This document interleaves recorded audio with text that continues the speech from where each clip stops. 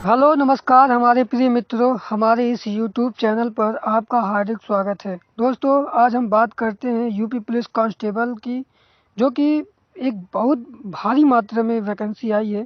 इसमें आपको देखने को मिलेगा 60,244 पोस्ट, जो कि अपने आप में काफ़ी अहम है। इस नज़रिए से हमने एक प्रैक्टिस सेट तैयार किया है, जो कि UP police constable previous year के जो क्वेश्चन है उन्हीं सभी को लेकर आए। यहाँ पर 37 क्वेश्चन देखने को मिलेगा और 37 क्वेश्चन बहुत ही इम्पोर्टेंट है, जो कि समझ लो कि यह आपके एग्ज़ाम पॉइंट ऑफ व्यू से बनाया गया है। अगर इन प्रश्नों का आप सही जवाब देते हैं तो आपका सिलेक्शन 100% फिक्स है। तो पहला क्वेश्चन हमारे सामने है, हमारी आकाशगंगा की चोटी है कैसी? हमारी आकाशगंगा का चोटी वृत्ताकार है, दीर्घ वृत्ताकार है, या वृत्ताकार या अर्धवृत्त से कोई नहीं। क्या है इसमें? तो पहले का आंसर बी होगा, दीर्घ वृत्ताकार है। हमारी आकाशगंगा की चोटी दीर्घ वृत्ताकार है। निम्नलिखित में से कौन सा ग्रह सबसे कम समय में सूर्य का चक्कर लगाता है? यह सब आप जानते हैं, बुध। बुध ग्रह जो है सूर्य का चक्कर सबसे कम समय में लगाता है। चंद्रमा, तीसरा क्वेश्चन है, चंद्रमा पर प्रकाश की गति से लगभग कितने समय में पहुंचा जा सकता है? तो चंद्रमा पर प्रकाश की गति से अगर हमको जाना हो तो लगभग धरती से 1.3 सेकंड का समय लगेगा। कृष्ण छिद्र, जिसे ब्लैक होल कहा जाता है, इस सिद्धांत को किसने प्रतिपादित किया? सीवी रमन ने, एच जे भाभा ने, एस चंद्रशेखर ने, हरगोविंद सिंह ने। तो एस चंद्रशेखर ने। सौर परिवार का सबसे छोटा ग्रह कौन है? सौर परिवार का सबसे छोटा ग्रह बुध है। यह प्रस्ताव प्रतिपादित किया गया कि सूर्य हमारे सौरमंडल का केंद्र है और पृथ्वी उसकी भूमिका निभाती है। यह प्रस्ताव किसने प्रतिपादित किया? तो यह प्रस्ताव न्यूटन ने, गैलीलियो ने, पर्नी ने, कोपरनिकस ने। तो इसका आंसर सही आंसर होगा डी, कोपरनिकस ने। अच्छा बताइए, उल्का क्या है? उल्का तारामंडल से तीव्र गति, या पृथ्वी के वायुमंडल में प्रविष्ट हुए तरल पदार्थ का अंश, या तारामंडल का भाग, या पुंछिन धूमकेतु। तो इसका सही आंसर होगा पृथ्वी के वायुमंडल में प्रविष्ट हुए तरल पदार्थ का अंश। अब बात करते हैं हम 8वें क्वेश्चन की, जो कह रहा है कि निम्न में से कौन सा ग्रह सबसे चमकीला है? बुध, शुक्र, शनि, बृहस्पति। तो इसका ऑप्शन बी राइट होगा, शुक्र ग्रह। शुक्र ग्रह सबसे चमकीला ग्रह है। हिमवर्ती ग्रह कौन सा है? तो इसका ऑप्शन सी होगा, बृहस्पति। यहाँ दो ग्रह, 10वां क्वेश्चन देख लीजिए, दो ग्रह उपग्रह नहीं है, वे हैं कौन से? बृहस्पति, बुध, बुध एवं शुक्र, बुध एवं शनि, शुक्र एवं मंगल। तो इसका ऑप्शन हो जाएगा बी, बुध एवं शुक्र के पास कोई उपग्रह नहीं है। 11 नंबर क्वेश्चन में देखिए, कौन से ग्रह चारों ओर स्थित है? बृहस्पति जो ग्रह है, या शनि, या बुध, पृथ्वी। तो इसका ऑप्शन जो होगा शनि ग्रह चारों ओर स्थित है। पृथ्वी से सबसे पहले ग्रह पर कौन है? पृथ्वी के सबसे पहले ग्रह पर बुध है। बुध नहीं, सॉरी, शुक्र ग्रह है। शुक्र ग्रह जो है पृथ्वी से सबसे पहले ग्रह पर है। तीसरा, हमारे सौरमंडल में सबसे गर्म ग्रह कौन है? हमारे सौरमंडल में सबसे गर्म ग्रह शुक्र ही है। शुक्र ग्रह सबसे चमकीला ग्रह है और शुक्र ही सबसे गर्म ग्रह है। 14 नंबर क्वेश्चन देखते हैं, निम्नलिखित में से किस ग्रह का अक्ष चिन्ह सबसे अधिक होता है? पृथ्वी का, या बुध का, शुक्र का, या शनि ग्रह। तो इसका आंसर हो जाएगा डी, शनि ग्रह। शनि ग्रह का चक्र बहुत अधिक होता है। यहाँ 15 नंबर सवाल देख लीजिए, ध्रुव तारे किस दिशा में रहता है? तो ध्रुव तारा आप लोग जानते हैं, ऑप्शन ए उत्तर दिशा में ही रहता है। भूगोल का पिता किस भूगोलविद को कहा जाता है? इरेटोस्थनीज को, हिकैटियस को, टॉलमी को, या स्ट्रैबो को। तो इसका ऑप्शन ए होगा, इरेटोस्थनीज को भूगोल का पिता कहा जाता है। वृहत ज्वार कब आता है ये बताइए? जब सूर्य और चंद्रमा एक सीधी रेखा में होते हैं, या जब सूर्य और चंद्रमा समकोण पर टूटते हैं, या जब तेज हवा चलती है, या जब रातें बहुत ठंडी होती हैं। वृहत ज्वार तब आता है जब सूर्य और चंद्रमा एक सीधी रेखा में होते हैं। इसका option A is the right answer. चलिए दोस्तों 18 नंबर क्वेश्चन का जवाब दीजिए। सूर्य ग्रहण कब होता है? चतुर्थांश चंद्रमा के दिन, प्रतिपदा अमावस्या दिवस को, किसी भी दिन हो सकता है, या पूर्णिमा को। इसका ऑप्शन क्या होगा? इसका option is the right B, जो प्रतिपदा अमावस्या दिवस को होता है सूर्य ग्रहण। सूर्य ग्रहण होता है जब पृथ्वी और सूर्य के बीच चंद्रमा आता है, या जब सूर्य और चंद्रमा के बीच पृथ्वी आ जाती है, या जब पृथ्वी और चंद्रमा के बीच सूर्य आ जाते हैं, या जब पृथ्वी और चंद्रमा के बीच सूर्य आ जाता है, जब पृथ्वी दीर्घवृत्ताकार मार्ग पर गति करने लगती है। तो इसका ऑप्शन ए होगा, जब पृथ्वी और सूर्य के बीच चंद्रमा आ जाता है तो सूर्य ग्रहण होता है, क्योंकि सूर्य दिखाई नहीं देता है। चंद्रमा जब पृथ्वी के आगे आ जाता है तो सूर्य दिखाई नहीं देता है, इसलिए उसको हम सूर्य ग्रहण कहते हैं। और 20 नंबर क्वेश्चन, चंद्र ग्रहण किस परिस्थिति में होता है? अर्धचंद्र, नवचंद्र, पूर्ण चंद्र, चंद्रमा से कोई नहीं। तो इसका ऑप्शन होगा सी, पूर्ण चंद्र।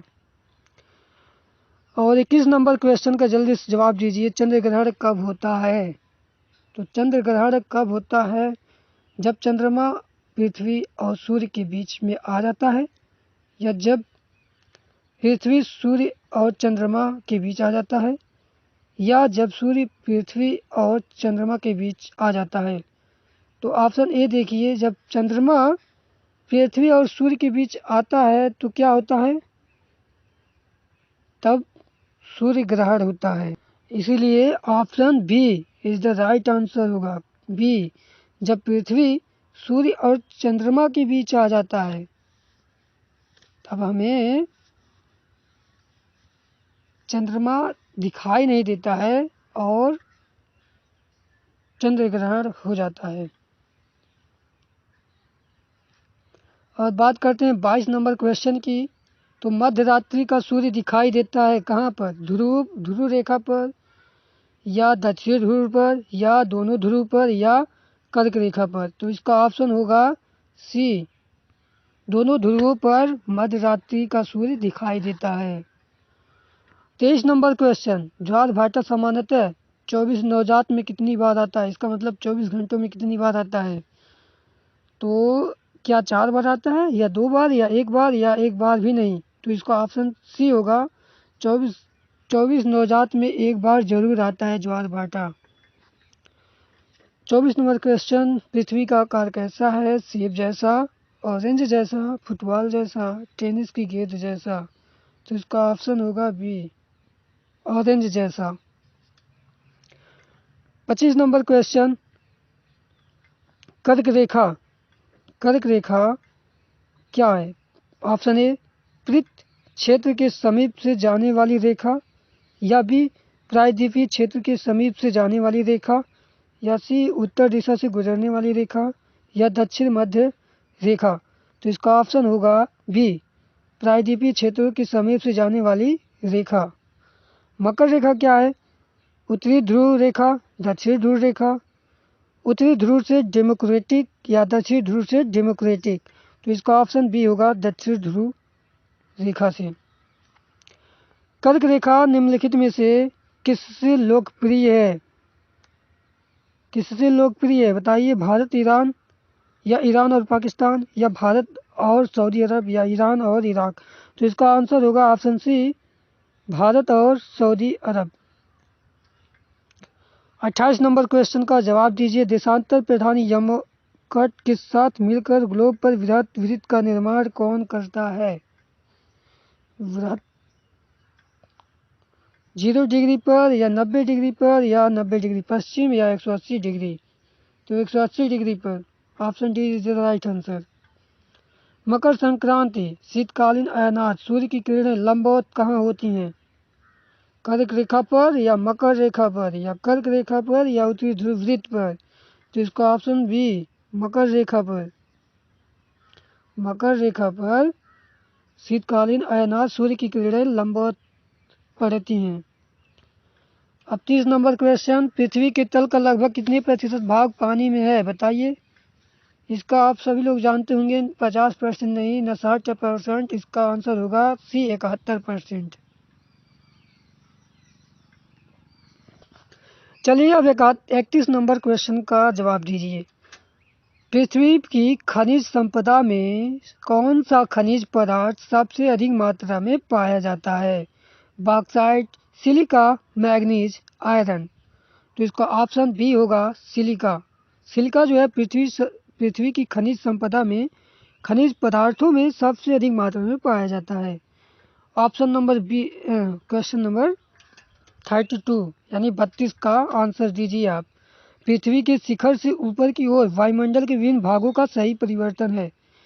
क्या कैसी परिवर्तन होती हैं? पहला क्षोमंडल, आयनमंडल, मध्यमंडल, ये तो नहीं होगा।